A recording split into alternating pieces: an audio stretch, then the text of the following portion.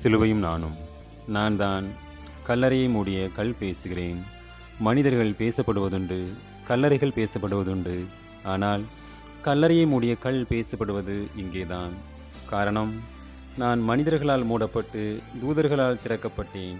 மூடியது மனித கரங்கள், திறந்தது விண்ணக விரல்கள். நான் மூளைக்கல்லை மூடிய கல். கற்களின் வாயால் கர்த்தர் புகழப்படுவார் என்கிறது இறைவாக்கு.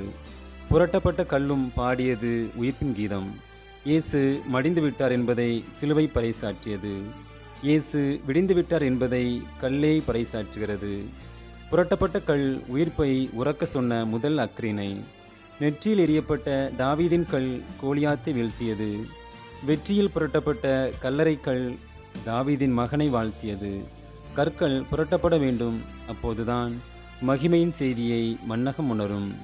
கல்லான இதயங்கள் விரட்டப்பட வேண்டும், அப்போதுதான் மீட்பின் செய்தியை மானுடம் உணரும்.